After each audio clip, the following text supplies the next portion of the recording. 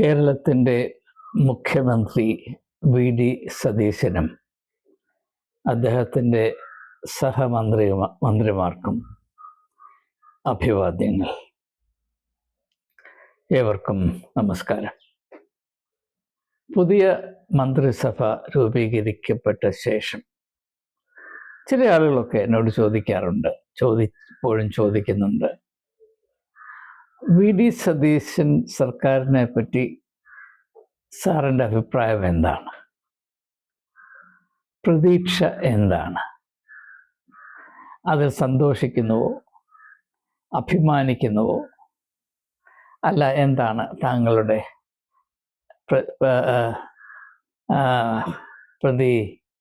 പ്രതികരണം? ഞാൻ സത്യസന്ധമായി ചില കാര്യങ്ങൾ നിങ്ങളോട് പറയട്ടെ. ഒരു സർക്കാർ മാറിയത് കൊണ്ട് ഒരു നാട് മെച്ചപ്പെടും എന്ന് ഞാൻ വിചാരിക്കുന്നില്ല. ചില പുത്തുരുത്തത്തിൽ ചില മെച്ചപ്പെടൽ ഉണ്ടാകാൻ സാധ്യതയുണ്ടെങ്കിലും കാര്യമായ നമ്മൾ പ്രതീക്ഷിക്കുന്നത് പോലെയുള്ള വ്യത്യാസമോ മേന്മയോ പുരോഗതിയോ ഉണ്ടാകുവാൻ സാധ്യമല്ല. കാരണം ഞാൻ അടിയുറച്ച് വിശ്വസിക്കുന്നത്, എന്നിലുള്ള ചരിത്രബോധം എന്നെ വ്യക്തമായി ധരിപ്പിക്കുന്നത്, ഒരു ജനതയ്ക്ക് അവരർഹിക്കുന്ന ഭരണഗുണം, ഭരണ സംസ്കാരം മാത്രമേ ലഭിക്കുകയുള്ളൂ. അവരർഹിക്കുന്ന നേതാക്കന്മാരെ അവർക്ക് ലഭിക്കുകയുള്ളൂ. ഇപ്പോൾ കേരളത്തിൽ ഒരു നല്ല ഭരണം വരണം എന്ന് പറയുന്ന, അതിനുവേണ്ടി വേഴാമ്പൽ മഴയ്ക്ക് വേണ്ടി കാത്തിരിക്കുന്നത് പോലെ കണ്ണിൽ എണ്ണ ഒഴിച്ച് കാത്തിരിക്കുന്ന ആളുകളോട് എന്താണ് ഈ സൽഭരണമെന്ന് ചോദിച്ചാൽ, അവസാനം അരിച്ചു പെറുക്കി കഴിഞ്ഞ് അവശേഷിക്കുന്നത് എനിക്കെന്തെങ്കിലും അതുകൊണ്ട് ലാഭമുണ്ടാകണം, പ്രത്യേകിച്ച് എൻ്റെ കാര്യം നടക്കണം എന്നത് മാത്രമേ ഉള്ളൂ. കേരളം എന്ന സംസ്ഥാനത്തെ ആകമാനം ഉൾക്കൊണ്ടുകൊണ്ട് ഈ കേരളത്തിൻ്റെ പൊതുവായ നന്മയ്ക്ക് വേണ്ടി ചിന്തിക്കുകയും അതിനനുസരിച്ച് പ്രവർത്തിക്കുകയും സേവനമനുഷ്ഠിക്കുകയും ചെയ്യാൻ താല്പര്യമുള്ള എത്ര മലയാളികൾ ഈ മനോഹര തീരത്തുണ്ട് എന്ന് നിങ്ങൾ ദയവായി ചിന്തിക്കുക. കേരളത്തിൻ്റെ ഒരു പ്രത്യേകത, ഇപ്പോൾ കേരളം എന്ന സംസ്ഥാനത്തിന് വലിയ കടഭാരമുണ്ടെന്നൊക്കെ പറയുന്നു. 3.2 ലക്ഷം കോടി രൂപയാണ് ഈ സംസ്ഥാനത്തിൻ്റെ കടഭാരം. ഈ കൊച്ചു സംസ്ഥാനത്തിന് താങ്ങാൻ കഴിയാത്ത കടഭാരമാണ്. അതിനിയും വർദ്ധിക്കാൻ പോകുകയാണ്. ഇതെങ്ങനെ ഉണ്ടാകുന്നുവെന്ന് ചോദിച്ചാൽ പല കാരണങ്ങളുണ്ട്. അതിലൊരു കാരണം അഴിമതിയൊക്കെ അങ്ങോട്ട് മാറ്റി വെച്ചിട്ട് ഞാൻ ജനങ്ങളെ കേന്ദ്രീകരിച്ച് പറയുകയാണ്. ഒരു കാരണം, മലയാളിയുടെ ഒരു വലിയ ഗുണം, മലയാളിയുടെ ഒരു പ്രകടമായ പ്രത്യേകത, എല്ലാം ഇങ്ങോട്ട് കിട്ടണം, അങ്ങോട്ട് കൊടുക്കുന്ന കാര്യം പറയരുത്. അതിൻ്റെ ഒരു ഉദാഹരണമാണ് നമ്മുടെ സംസ്ഥാനത്തെ തൊഴിൽ സംസ്കാരം, വർക്ക് കൾച്ചർ എന്ന് പറയും, അല്ലെങ്കിൽ സേവന സംസ്കാരം. ഇന്ന് കേരളത്തിൽ ഏറ്റവും ബലഹീനമായിരിക്കുന്നത് നമ്മുടെ സേവന സംസ്കാരമാണ്, വർക്ക് കൾച്ചറാണ്. അതിൻ്റെ അർത്ഥം എന്താണ്? എനിക്ക് എന്നിൽ നിക്ഷിപ്തമായിരിക്കുന്ന കർത്തവ്യങ്ങൾ, ഞാൻ അനുഷ്ഠിക്കേണ്ട, ഞാൻ നൽകേണ്ട സേവനങ്ങൾ നൽകുവാൻ താല്പര്യമില്ല.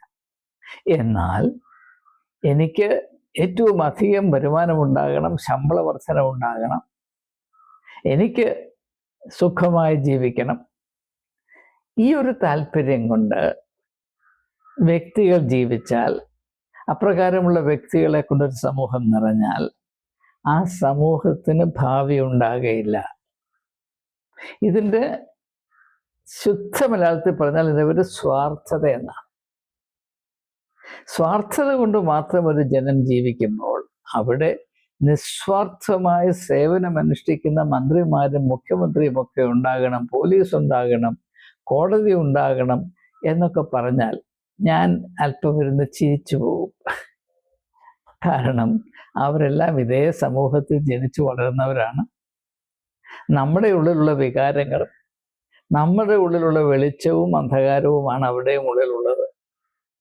സ്വന്തം താല്പര്യം കഴിഞ്ഞ് മാത്രമേ മറ്റുള്ളവരുടെ കാര്യങ്ങൾ നോക്കാവൂ എന്നാണ് അവരും പഠിച്ചിരിക്കുന്നത്.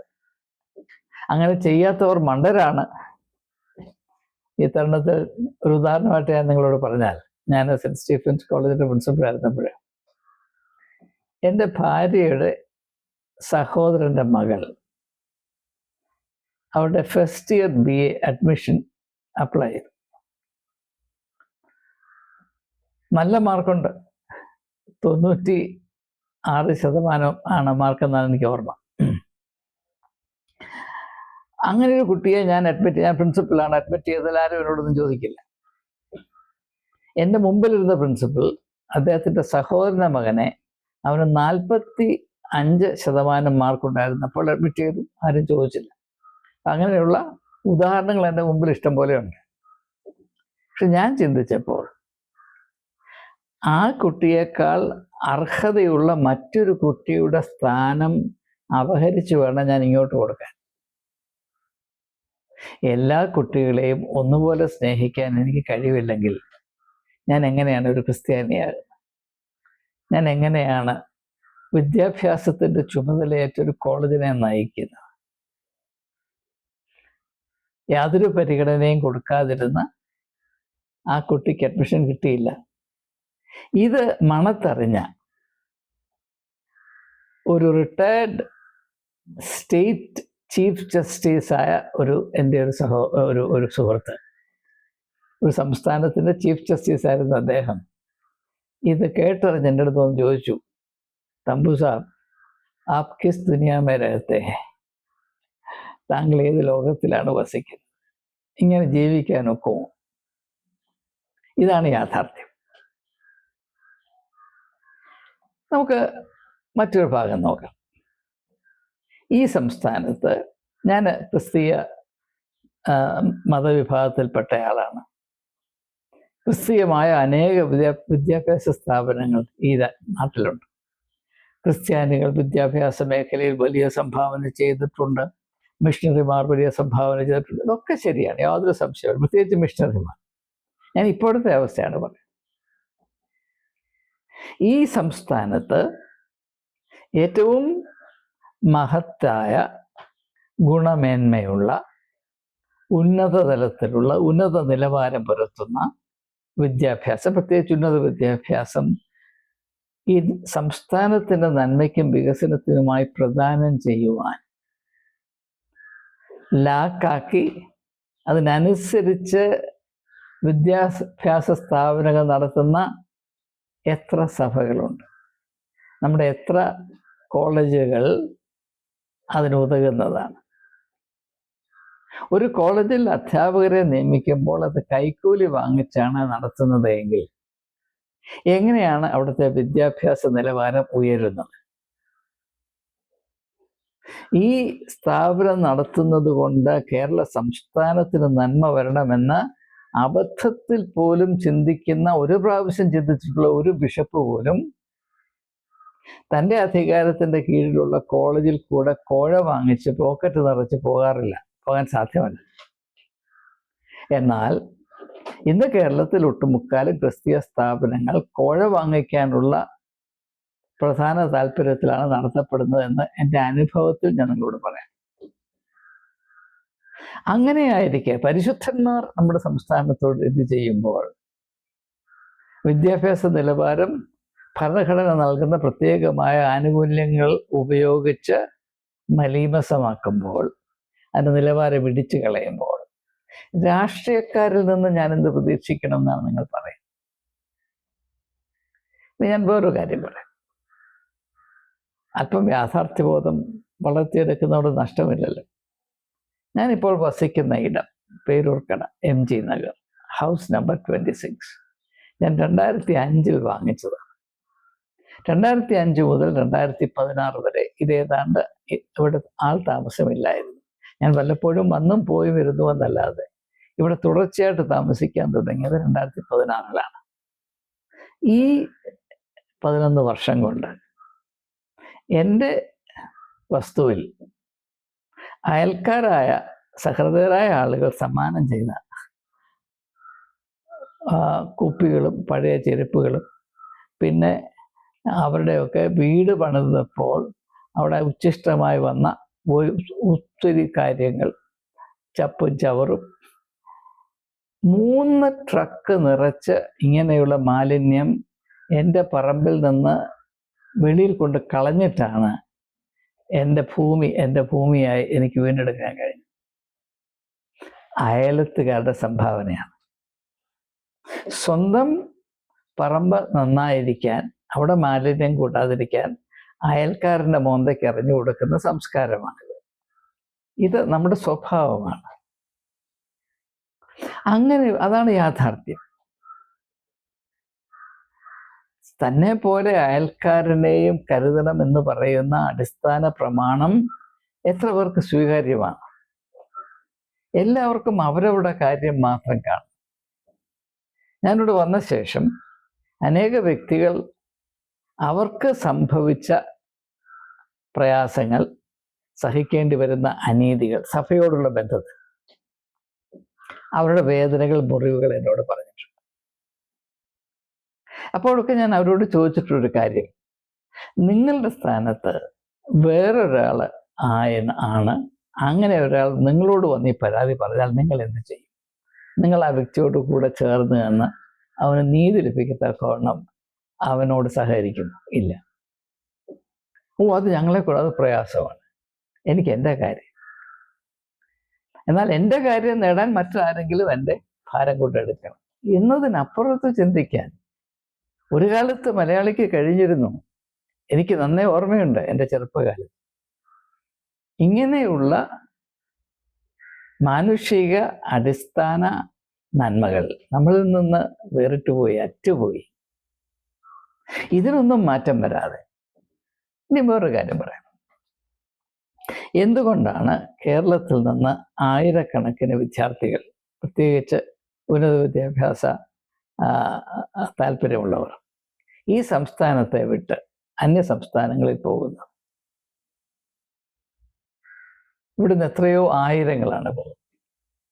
എന്തുകൊണ്ടാണ് നമ്മുടെ യുവതീ-യുവാക്കന്മാർക്ക് വേണ്ടതുപോലെ പഠിക്കുവാൻ യോഗ്യതയുള്ള പര്യാപ്തമായ വിദ്യാഭ്യാസ സ്ഥാപനങ്ങൾ ഈ സംസ്ഥാനത്തില്ലാത്തത്? എന്തുകൊണ്ടാണ്? മലയാളിക്ക് കഴിവില്ലാത്തത് കൊണ്ടാണ്? ഒരിക്കലുമല്ല. മറ്റുള്ളവർക്ക് നന്മ വരണം, ഈ സംസ്ഥാനത്തിന് പുരോഗതി ഉണ്ടാകണം, ഈ സംസ്ഥാനത്തിൻ്റെ മേന്മ അതിൻ്റെ പൂർണ്ണ തോതിൽ വെളിപ്പെട്ടു വരണം.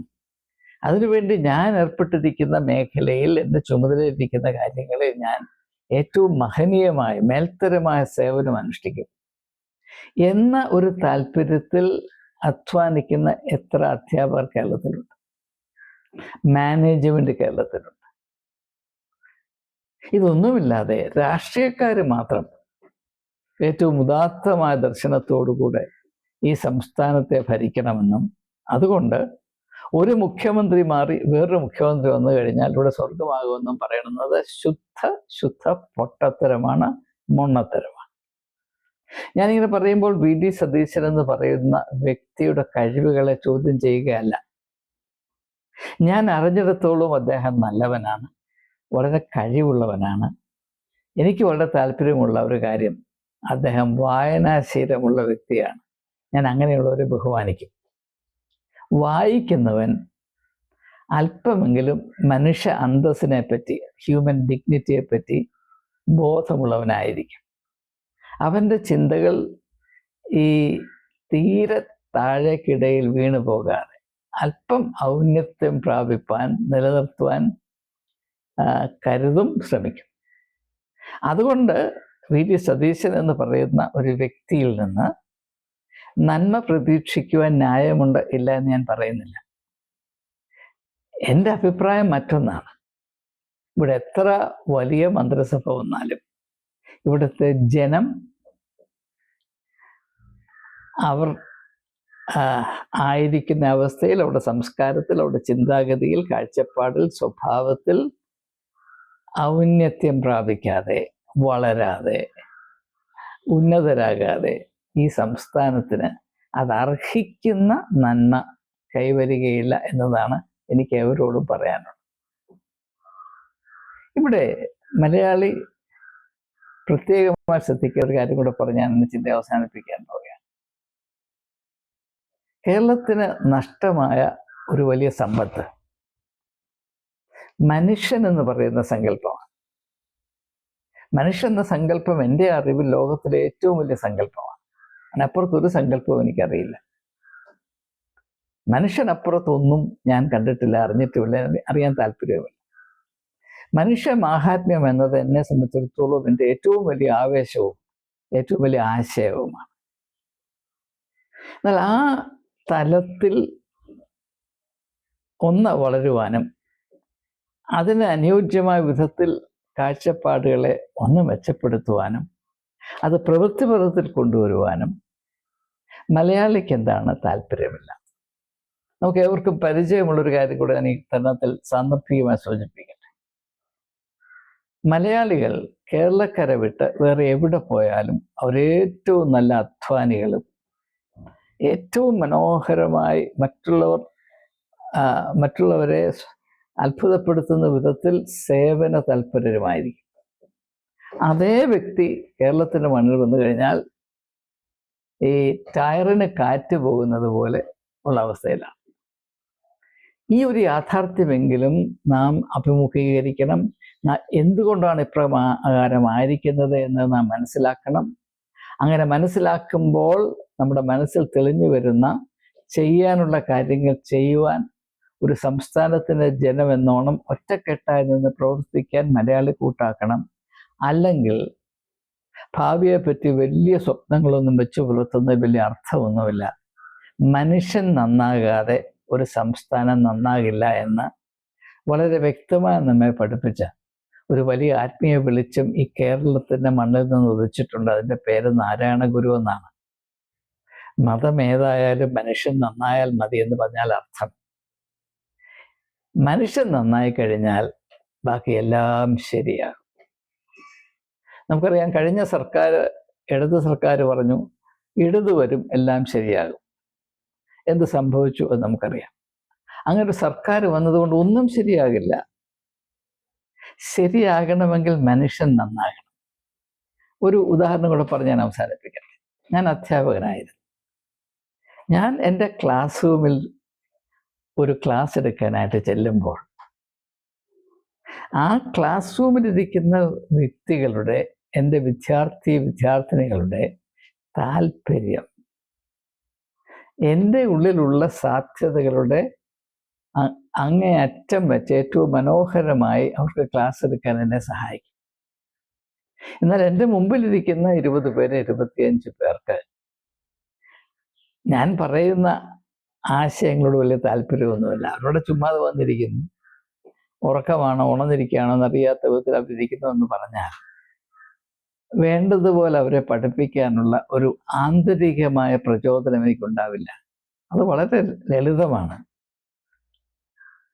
ഒരു സർക്കാർ ആ ജനത്തെ നോക്കുമ്പോൾ ആ സർക്കാരിൽ ഉൾപ്പെട്ടിരിക്കുന്ന എല്ലാ മന്ത്രിമാർക്കും അവരെ സഹായിക്കുന്ന ബ്യൂറോക്രാറ്റ്സിനുമൊക്കെ ഈ ജനതയെ പറ്റി ഒരു അഭിമാനം തോന്നിയില്ലെങ്കിൽ എങ്ങനെയാണ് അവർ നിങ്ങൾക്ക് വേണ്ടി ഏറ്റവും മനോഹരമായ, ഏറ്റവും ഉന്നത തരത്തിലുള്ള ഉദാത്തമായ സേവനം നൽകുന്നത്? ഇവിടെയാണ് കേരളത്തിൻ്റെ പാപ്പരത്വം ഏറ്റവും ഭയാനകമായി നമുക്ക് വെളിപ്പെട്ടു വരുന്നത്. ഇതിന് മാറ്റം വന്നേ മതിയാകുകയുള്ളൂ. ഇതിനൊരു മാറ്റം വരുത്താൻ ശ്രീ VD സതീശന് കഴിയണം. ഒരു മുഖ്യമന്ത്രിയുടെ, എൻ്റെ അഭിപ്രായത്തിൽ ഒരു മുഖ്യമന്ത്രിയുടെ ഏറ്റവും പ്രധാനപ്പെട്ട കടമ എന്നത് ഒരു സംസ്ഥാനത്തെ ജനതയുടെ വീക്ഷണത്തെ ഉദാത്തമാക്കുക എന്നുള്ളതാണ്. ആ ഒരു ലക്ഷ്യം പൂർണ്ണ ബോധ്യത്തോടെ സ്വീകരിച്ച് അതിനോട് നീതി പാലിക്കാനുള്ള വ്യക്തിപരമായ സാധ്യതകൾ VD സതീശനിൽ ഞാൻ കാണുന്നുണ്ട്. പക്ഷേ അതേത് അളവ് വരെ, ഏത് തോതുവരെ നിർവഹിക്കപ്പെടുമെന്നത് കാത്തിരുന്ന് കാണേണ്ടതാണ്. കാരണം വിജയത്തിൻ്റെയും പുതിയ മന്ത്രിസഭാ രൂപീകരണത്തിൻ്റെയും ആവേശം പെട്ടെന്ന് കെട്ടടങ്ങും. അതിനുശേഷം ശങ്കരൻ വീണ്ടും തെങ്ങേല് എന്ന ഒരവസ്ഥയിൽ വരാതിരിക്കണമെങ്കിൽ ഞാൻ ഈ പറഞ്ഞ കാര്യങ്ങൾ ഒരു ജനത അവരെ തന്നെ കാര്യമായി വിലമതിച്ച് അവരായിരിക്കുന്ന സാഹചര്യങ്ങളെ മെച്ചപ്പെടുത്തുക എന്നത് ഒഴിച്ചുകൂടാൻ വയ്യാത്ത ഒരു കടമയായി അവരും സർക്കാരും അറിയത്തക്കവണ്ണമുള്ള ഒരു അഭിമാനം, ഒരു self respect, A sense of collective dignity, ഒരു സംസ്ഥാനത്തിൻ്റെ അന്തസ്സ്, അത് യാഥാർത്ഥ്യമാക്കി തീർക്കാൻ കേരളത്തിലെ ജനം ശ്രമിക്കാത്തിടത്തോളം കാലം നമ്മുടെ അവസ്ഥയിൽ വ്യത്യാസമുണ്ടാകുകയില്ല. എന്നാൽ അങ്ങനെ ഒരു ഉണർവ് നമ്മുടെ മൊത്തത്തിൽ ഉണ്ടായാൽ കേരളം പർവീസ പോലെ ആയിത്തീരും. ഇത്രമാത്രം സാധ്യതയുള്ള ഒരു സംസ്ഥാനം മറ്റെങ്ങുമില്ല എന്നാണ് എൻ്റെ വിശ്വാസം. ഞാൻ പിറന്നപ്പോൾ മുതൽ ഇന്ന് വരെ കൊച്ചു കേരളത്തെ എൻ്റെ ഹൃദയത്തിൽ വച്ചുകൊണ്ട് നടന്ന വ്യക്തിയാണ്. അതുകൊണ്ടാണ് ഞാൻ 46 വർഷം ഡൽഹിയിൽ താമസിച്ചിട്ടും അവിടെ അടിഞ്ഞുകൂടാതെ ജോലിയിൽ നിന്ന് വിരമിച്ച പിറ്റേ ദിവസം വിമാനം കയറി ഞാൻ ഇവിടെ വന്നിറങ്ങി. റിട്ടയർ ചെയ്ത ശേഷം എനിക്ക് അവിടെ വേറെ ജോലികൾ ഓഫർ ഉണ്ടായിരുന്നതാണ്. പക്ഷെ കേരളത്തിൽ മടങ്ങി വരാതിരിക്കാൻ എൻ്റെ ആത്മാവ് അനുവദിക്കാതിരുന്നത് കൊണ്ടാണ് ഞാൻ അവിടുന്ന് ഓടി ഇതച്ച് ഇവിടെ വന്നത്. അതിനുശേഷമുള്ള അനുഭവങ്ങളെ പറ്റി പറയാതിരിക്കുന്നതാണ് നല്ലത്. ആ അനുഭവങ്ങളുടെ ഒക്കെ വെളിച്ചത്തിലാണ് ഞാൻ ഈ ആശയം നിങ്ങളുമായി പങ്കിടുന്നത്. ദയവായി മനസ്സിലാക്കുക, നല്ല ഒരു ഭരണം അർഹിക്കുന്നവരായി കേരളത്തിലെ ജനം അവരുടെ ഉറങ്ങിക്കിടക്കുന്ന നന്മകൾ, മാന്യതകൾ, മഹിമകൾ ഒരു കൂട്ടമെന്ന നിലയിൽ സ്വാർത്ഥതയ്ക്ക് അപ്പുറത്ത് കയറിച്ചെന്ന് ഈ സംസ്ഥാനത്തെ പറ്റിയുള്ള ആത്മാർത്ഥമായ സ്നേഹത്തിൻ്റെ ചിറകടിച്ച് പറന്ന് പുതിയ സാധ്യതകളിലേക്ക് ഈ സംസ്ഥാനത്തെ നയിക്കുവാൻ തക്കവണ്ണം ചുമതലയേറ്റെടുത്തിരിക്കുന്ന സർക്കാരിനെ പ്രേരിപ്പിക്കുന്ന ഒരു ജനം ഈ നല്ല മണ്ണിലുണ്ടെങ്കിൽ നമുക്കിവിടെ അത്ഭുതം പ്രതീക്ഷിക്കാം. ആ പ്രതീക്ഷ നിങ്ങളെപ്പോലെ ഞാനും ഉൾക്കൊള്ളുന്നു. അത് ദീർഘനാൾ നിലനിൽക്കട്ടെ എന്ന് ആശംസിച്ചുകൊണ്ട് ഈ മന്ത്രിസഭയിലുള്ള എല്ലാവരെയും എൻ്റെ കാംക്ഷ, എൻ്റെ പ്രത്യേകമായ ആശംസകൾ അറിയിച്ചുകൊണ്ട് അതിനോടൊപ്പം തന്നെ കേരളത്തെ 10 വർഷം തൻ്റേതായ വിധത്തിൽ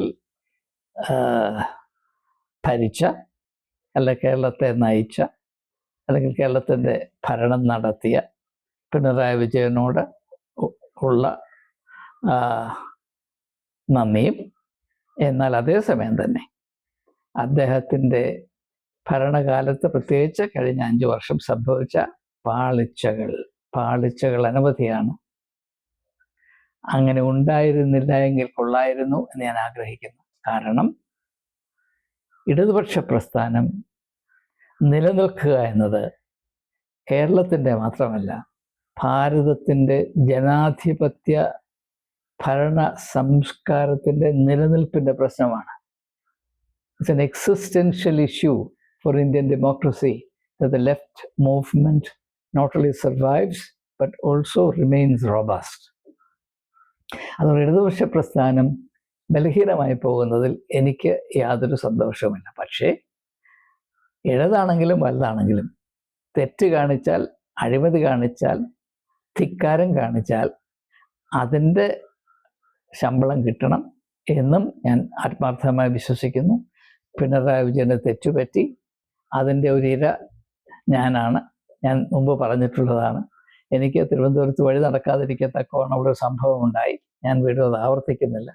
അങ്ങനെയുള്ള എന്താണ് പറയുന്നത്, വേണ്ടാത്ത വീഴ്ചകൾ, അത് രാഷ്ട്രീയ ലാഭത്തിന് വേണ്ടി കേരളത്തിലെ എന്താ പറയുന്നത്, നികൃഷ്ട ജീവികളായ ചില മെത്രാന്മാരുടെ തോളിൽ കൈയിട്ടുകൊണ്ട് ക്രിസ്ത്യാനികളെ കൈവിടിഞ്ഞ ആ ഒരു സമീപനം, അത് സ്വാർത്ഥതയുടെ മാത്രം അന്ധകാരം നിറഞ്ഞ സമീപനമായിരുന്നു. ഞാൻ മുൻപ് ഇത് പറഞ്ഞിട്ടുള്ളതാണ്. ഇങ്ങനെയുള്ള വീഴ്ചകൾ ഇത് ഇടതിനും വലതിനും ഒന്നുപോലെ കേരളത്തിൽ സംഭവിക്കുന്നുണ്ട്. മെത്രാന്മാരുടെ എന്താ തിണ്ണ നിരങ്ങുകയും പിന്നെ NSSൻ്റെയും SNDPയുടെയും വാല് പിടിക്കുകയൊക്കെ ചെയ്യുന്ന ഈ ഒരു വർഗീയ മാമാങ്കം കേരള രാഷ്ട്രീയം ഒഴിവാക്കണം.